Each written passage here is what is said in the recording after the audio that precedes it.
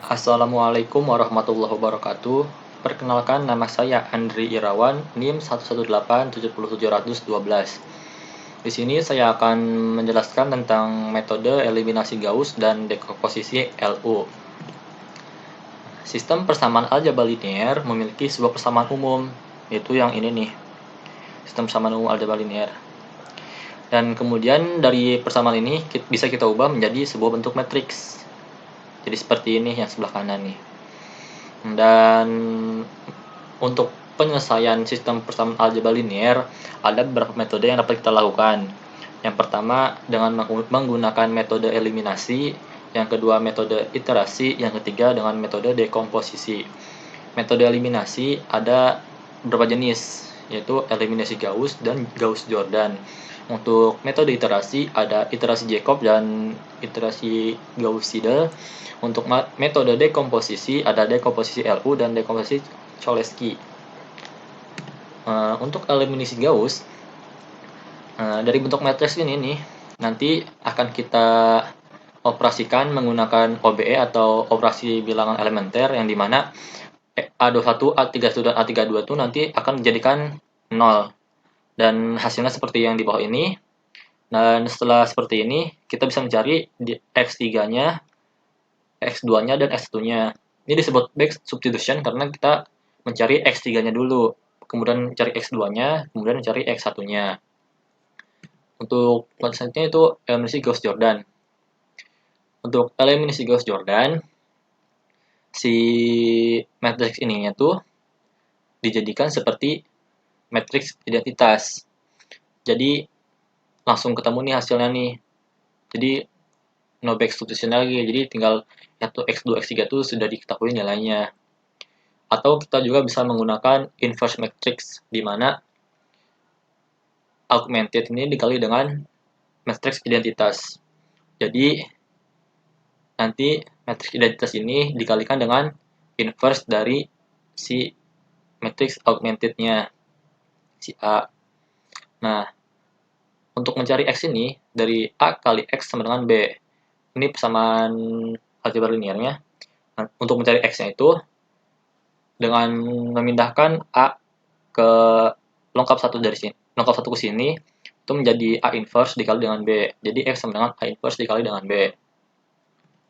Untuk dekomposisi LU, cara penyelesaian sistem persamaan linear dengan merubah matriks sistem A menjadi matriks segitiga bawah L, segitiga bawah L nih, yang ini nih, dan matriks segitiga atas U. Jadi si matriks A ini nanti akan diubah jadi matriks L segitiga bawah dan matriks U segitiga atas,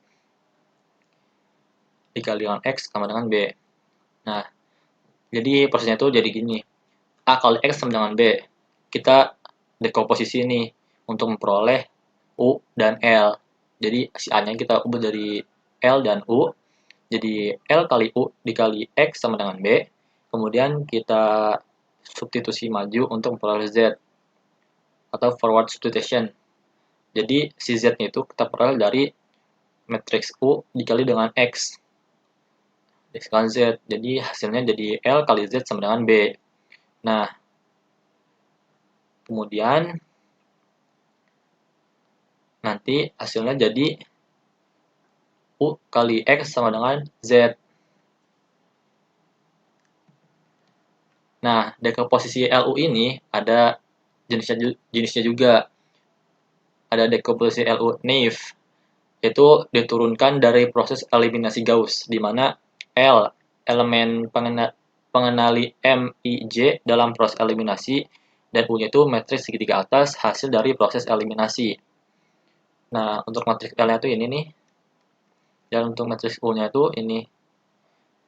Jadi ini didasarkan dari proses eliminasi Gauss. Untuk selanjutnya ada dekomposisi LU Crout, yang dimana matriks L dan U dicari dengan menyelesaikan persamaan L kali U sama dengan A. Jadi ini ada matriks L dan ada matriks U, dan ini tuh hasilnya akan menjadi matriks A. Dimana untuk mencari I11, dimana I11 itu sama dengan A11, I21 sama dengan A21, Jadi ini baris kali kolom. Jadi dia tuh I1 sama dengan AI1. Untuk I dimulai dari 1 sampai dengan N. Dan ini proses-prosesnya nih untuk mencari A12 itu dari I11 kali U12. Pokoknya nanti ini prosesnya itu baris kali kolom akan menghasilkan ini, matriks ini. Dan untuk selanjutnya ada dekomposisi LU Cholesky, yang dimana ini digunakan jika matriks sistem A adalah matriks simetri, yaitu jika simetriks A-nya itu kita transpose, maka nilainya tidak berubah, atau ya posisinya gitu-gitu aja, nggak ada yang berubah sedikit pun.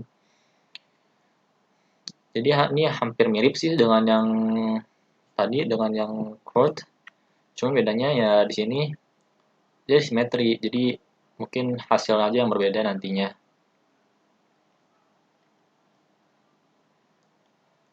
Di sini kan jadi seperti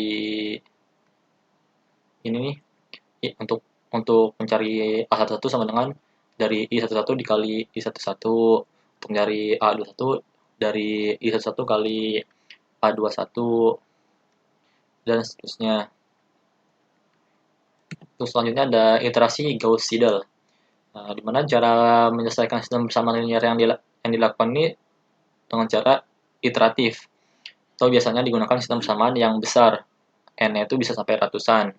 Di mana metode eliminasi itu nggak bisa lagi nih, nggak mampu, karena terlalu banyak pembuatan yang dilakukan. Jadi digunakanlah iterasi Gauss-Seidel. Nah, misalnya ini ada sebuah persamaan, misalnya ini persamaan umum dari persamaan linear aljabar nih, kita ubah bentuknya.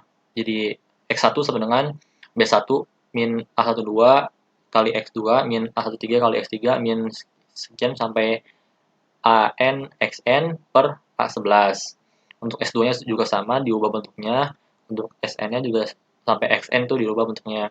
Jadi iterasi pertama itu dimulai dengan terkaan awal X2 sampai dengan XN itu sama dengan 0. Jadi di sini tuh untuk mencari X1 itu dari X2, X3 sampai dengan Xn kita ubah menjadi 0.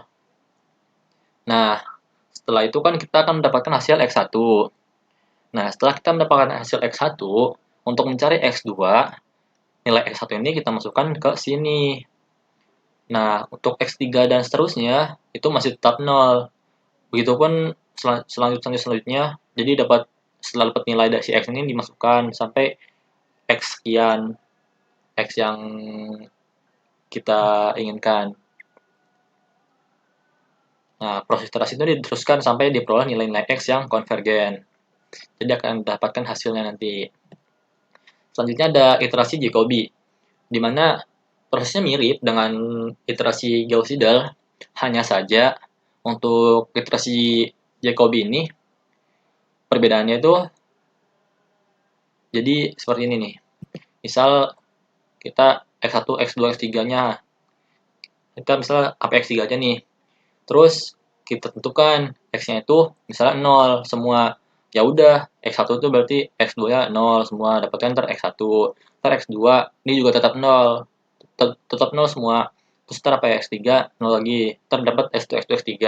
Misalnya nilai X1, X2, X3 ini tidak atau masih kurang dari nilai yang kita inginkan.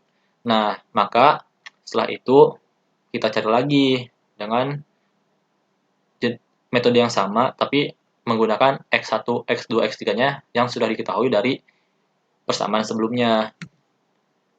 Sehingga proses iterasi itu diteruskan sampai diperoleh nilai-nilai X yang konvergen. Mungkin sekian pemaparan dari saya, kurang lebihnya mohon maafkan. Wassalamualaikum warahmatullahi wabarakatuh.